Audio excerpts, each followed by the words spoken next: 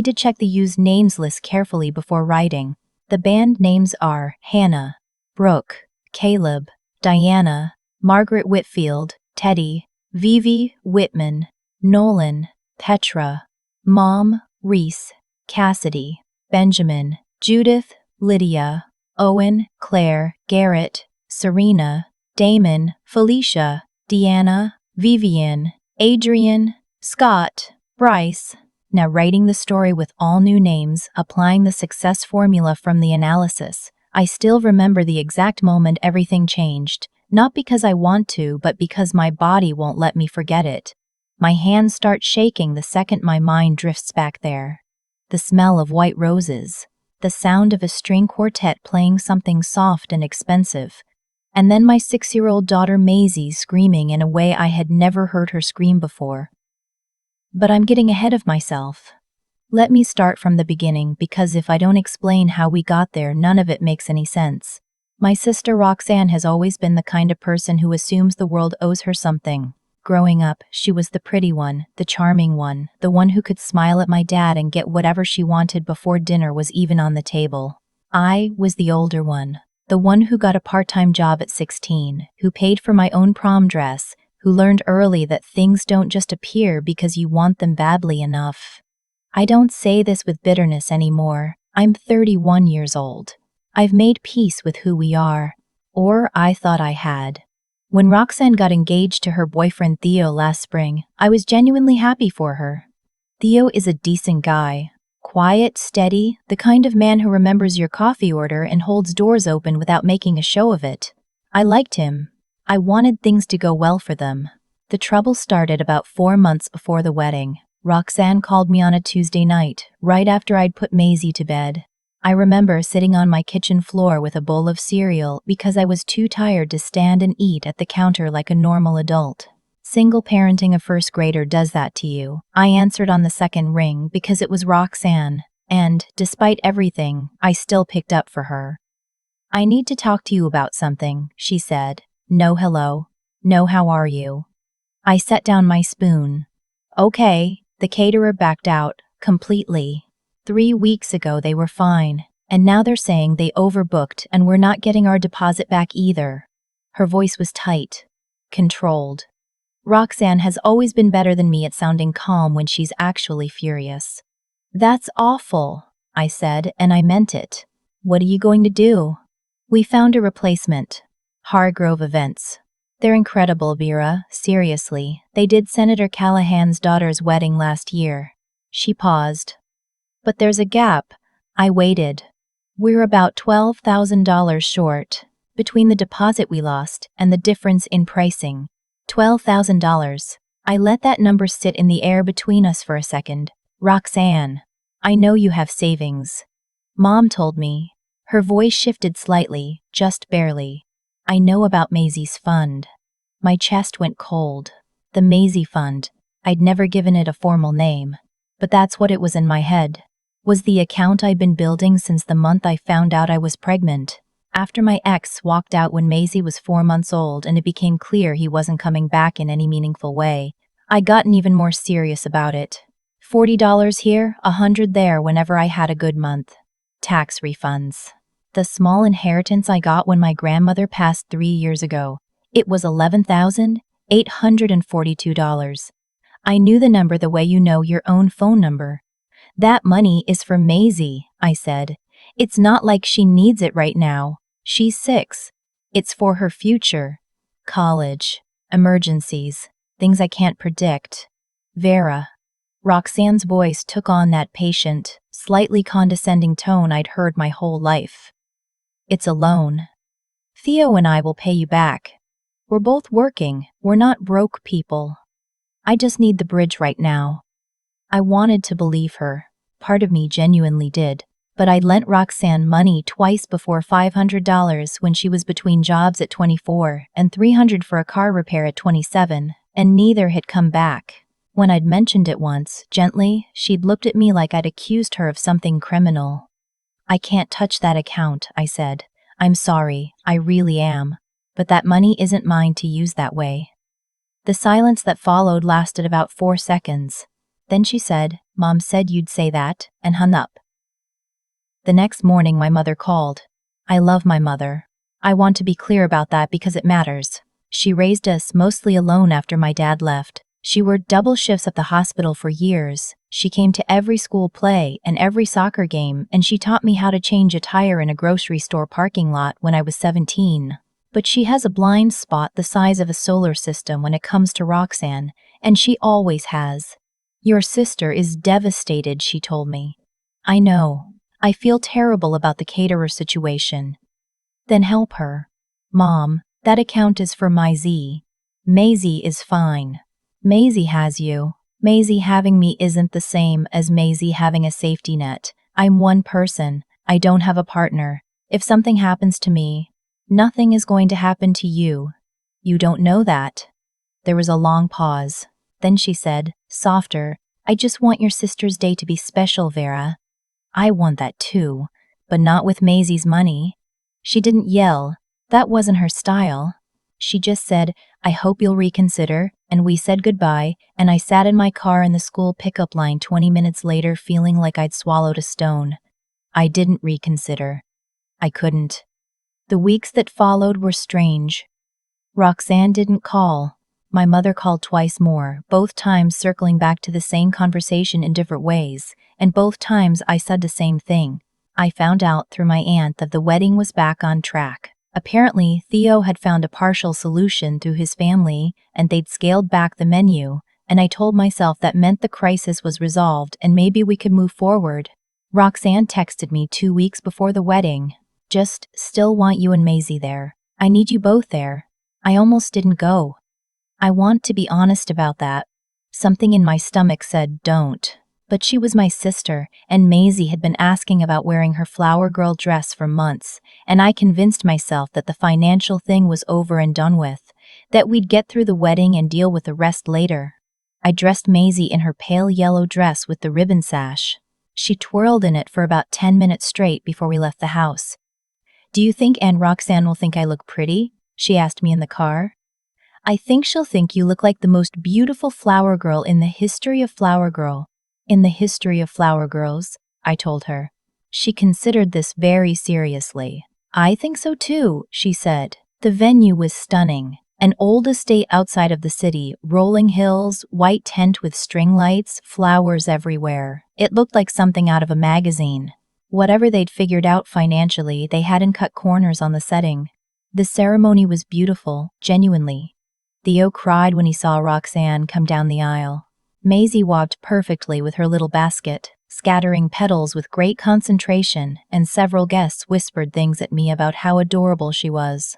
I felt proud and sad at the same time in that way that's hard to explain if you haven't been a single parent. Proud of her, sad that her dad wasn't there to see it. Grateful for the moment, a little lonely inside it. The reception started well. Cocktail hour, past hors d'oeuvres, a jazz trio. Maisie had lemonade and ate 3 stuffed mushrooms and told me they tasted like dirt in the best possible way, which made me laugh harder than I had in weeks. That's the last easy memory I have from that night. About 45 minutes into the reception, Roxanne found me near the bar.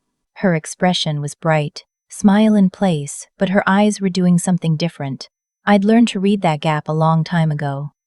Come talk with me for a second, she said. I followed her to a quieter corner of the tent. My mother materialized from somewhere, which told me this wasn't spontaneous. We need to revisit the conversation, Roxanne said. I blinked. What conversation? The money. Vera, we're still short. The full amount came in higher than we thought, and we need, Roxanne. I kept my voice low and level. We are at your wedding reception. I know when we are. This isn't the place. Then when? My mother's voice now, clipped. You've been putting this off for months. I haven't been putting anything off. I said no. That's not putting something off, that's an answer. Roxanne's jaw tightened. It's not a big deal, Vera. It's a loan. Between sisters. You never paid back the last loans. The silence that dropped between us was absolute. Even the jazz trio seemed to fade. Excuse me, Roxanne said. I'm not trying to fight about old things. I'm just saying I can't keep treating that account like a resource for other people. It's not, it's Maisie's. Maisie is a child. My mother stepped closer. She doesn't even know that money exists. She will someday, and it'll be there. You are so selfish. My mother said it the way people say things they've been holding for a long time. Not with heat, but with weight. Your sister needs you, and you are standing there thinking about a savings account. I felt the familiar pull, the old reflex to apologize, to soften, to find some middle ground that would make the temperature drop. I'd spent 30 years doing that. Finding the middle ground, making peace. I didn't do it this time. I'm thinking about my daughter, I said, and I'm done talking about this tonight. I turned to go back to the reception. That's when Roxanne grabbed my arm. Don't walk away from me, she said. Her voice had changed. The controlled version was gone. I pulled my arm free. Let go. You're going to embarrass me at my own wedding over a number you won't even miss. I said I'm done.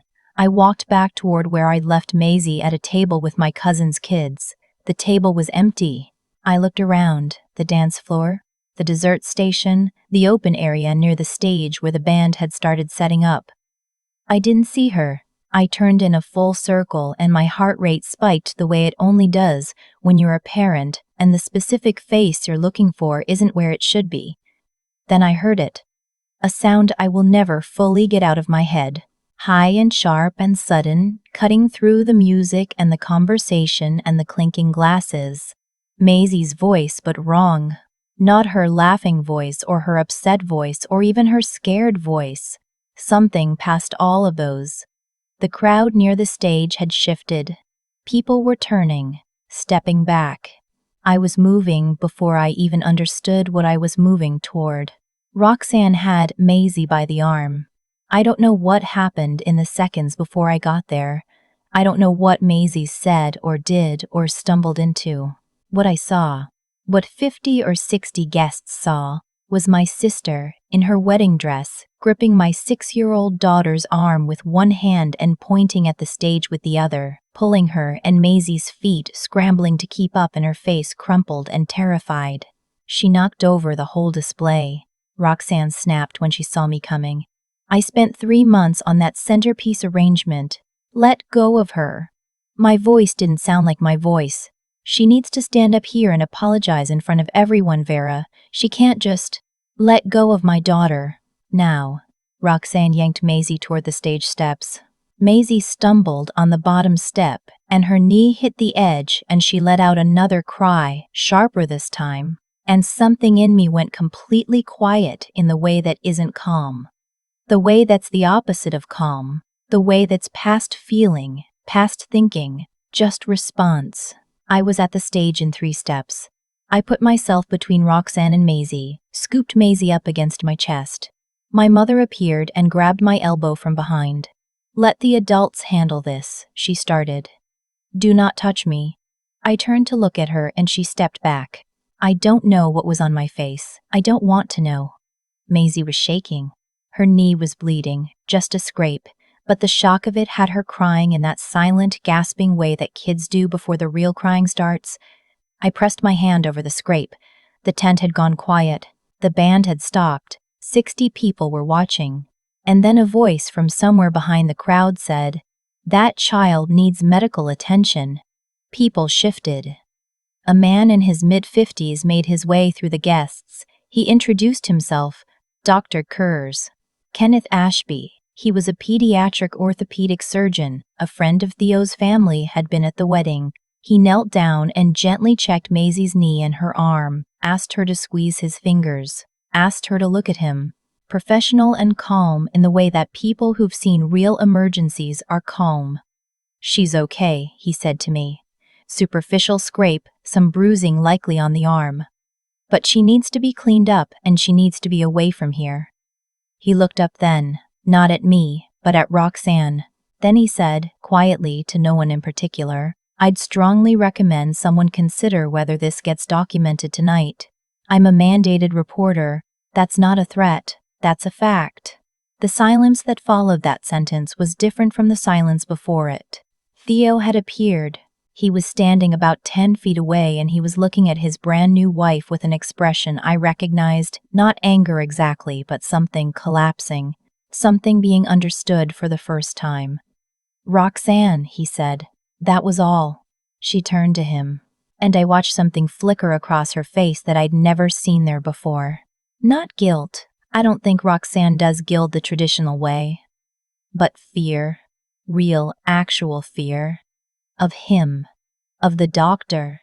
Of the 60 people still standing there not moving or talking. "It was an accident," she said. The centerpieces were, "Don't." Theo's voice was soft. "Please don't." I didn't stay for whatever happened next. I took Maisie to the bathroom and cleaned her knee with paper towels and soap, and held her while she cried the real crying out. I told her she was safe.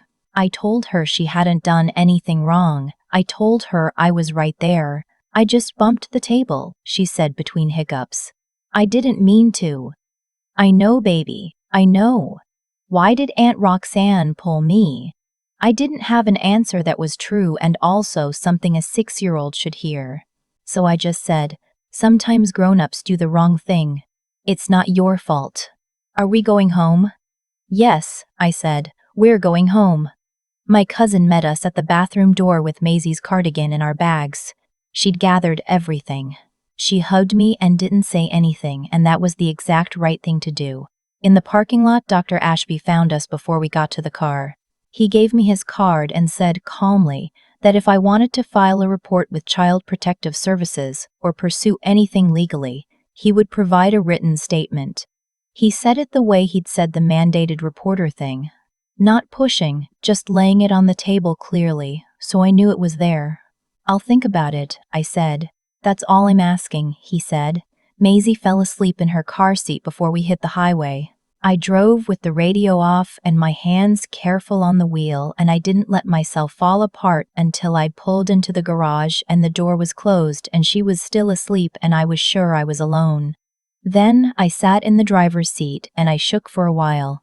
The days that followed were a particular kind of strange. My phone was full of messages. My mother, twice. My aunt. A cousin I barely talked to. A friend of Roxanne's I'd met maybe 3 times. Most of them wanted to talk about the incident as a misunderstanding. A moment of stress. The pressure of the day. A few of them used the phrase family drama, which I found remarkable. Roxanne didn't call. Neither did Theo. On the 4th day, I called Dr. Ashby. On the 5th day, I called a family attorney named Patricia Coles, whose name I'd gotten from a coworker who'd gone through a custody dispute the year before. Patricia was direct and unhurried in the way of someone who has heard many versions of many bad situations. She listened to the whole thing without interrupting. "You have options," she said. "A civil suit for the injury to your daughter is possible. A report to CPS is separate from that and can be filed independently. Given the physician witness and the number of guests present, you have unusually strong corroboration." "I'm not sure I want to go through the whole process," I said. "That's fair. But consider this, you have a daughter. In 5 years, she's going to understand more about what happened than she does now. What do you want the record to show?" I thought about Maisie twirling in her yellow dress that morning. I thought about the way she'd said I didn't mean to while she was crying. I filed the CPS report that afternoon. I asked Patricia to send a formal letter to Roxanne and my mother documenting the incident and our intention to pursue civil damages if Maisie showed any lasting effects, physically or emotionally. I also requested, in writing, that Roxanne have no unsupervised contact with Maisie going forward. My mother called that evening. I let it go to voicemail. She left a message saying I was destroying the family. I saved it, on Patricia's advice, and didn't respond. 2 weeks later, I got a text from Theo. It said, "I want you to know I'm filing for an annulment. I'm sorry for what happened to Maisie. She deserved better from all of us that night." I stared at that message for a long time. Then I texted back, "Thank you for saying that. Take care of yourself." 3 weeks after that, Maisie started seeing a child therapist named Dr. Ellen Park. Ellen has toys in her waiting room and a fish tank. And she talks to kids with the same straightforward respect she talks to adults. And Maisie liked her immediately. After the third session, Ellen told me Maisie was processing things in a healthy way, that she was resilient, that she was going to be okay.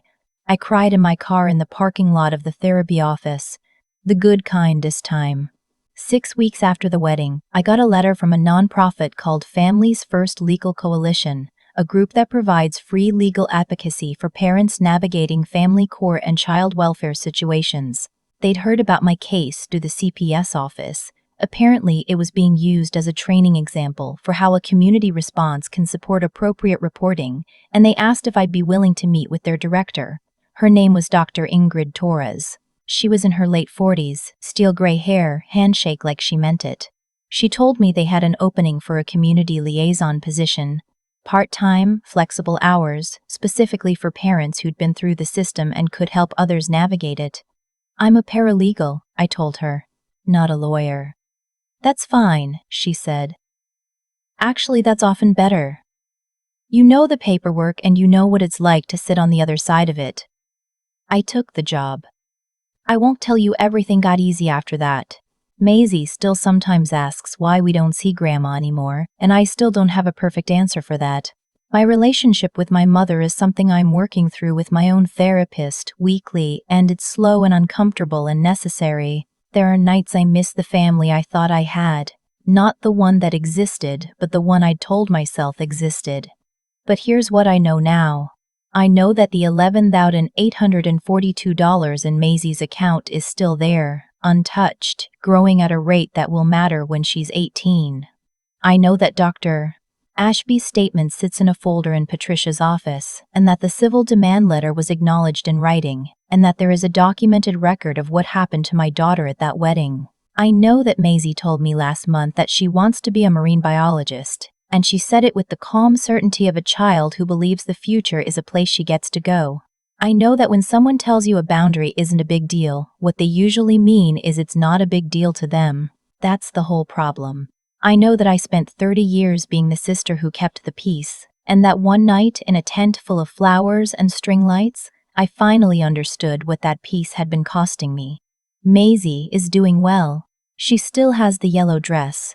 She wore it to her school's spring recital last month, and she twirled in it before we left the house, the same way she did that morning, and I let her twirl for as long as she wanted. Some things you protect because they're worth protecting. She is worth every single thing. I've had a lot of time to sit with what happened. Not just the night itself, the tent, the flowers, the sound Maisie made when her knee hit those stage steps, but everything that came before it and everything that followed. And what I keep coming back to, the thing I can't stop turning over, is how long I let things slide because I told myself I was keeping the peace. That's the part nobody talks about. The years before the breaking point. The small surrenders. Every time I didn't say what I actually meant because I didn't want to make things uncomfortable at the dinner table. Every time I lent money I knew wasn't coming back and told myself it was fine. Every time I watched Roxanne take something and said nothing because saying something felt harder than just absorbing the loss. I thought I was being the bigger person. Looking back now, I was just teaching everyone around me what I was willing to tolerate. Roxanne didn't become who she was at that wedding overnight. I don't say that to excuse what she did. There is no excusing what she did to Maisie, none, not ever. But I think about the years of small permissions. The times our mother smoothed things over before consequences could land. The times I stepped back instead of standing firm. Actions compound, so do the absence of them. What Dr. Ashby did that night, standing up in a room full of strangers, stating plainly what he was and what he was obligated to do, that took a specific kind of character. He didn't do it to be a hero. He did it because he understood something I was still learning. That staying quiet when a child is harmed isn't neutrality. It's a choice. It has a cost. He made a different choice, and it changed the shape of everything that came after. Maisie didn't understand all of it. She was 6. She understood that her knee hurt and that her aunt had scared her and that I came and picked her up and we went home. She understood I was there. That part, just being there, moving toward her the second something went wrong. That's the thing I'm most proud of from that night. not because it was brave, because for once I didn't hesitate. I think about what it means to teach a child what she's worth. You can say it with words as much as you want, but what they actually learn is from the pattern of what you do. When I filed that report, when I sent the letter, when I said no to every well-meaning relative who asked me to let it go for the sake of keeping things civil, I was showing Maisie something. I hope she carries it. I hope when someone tells her a boundary isn't a big deal, she remembers that the people who say that are usually the ones who benefit from her having none. I'm not the same person I was before that wedding. Certain things cracked open and didn't close back up the same way. My relationship with my mother is something I'm still rebuilding, slowly, on different terms than before. My sister and I have not spoken. I don't know if we ever will. But Maisie's account still has every dollar. She still twirls in yellow dresses. She still believes that future is a place she's allowed to want things from. That's the whole point. That was always the whole point.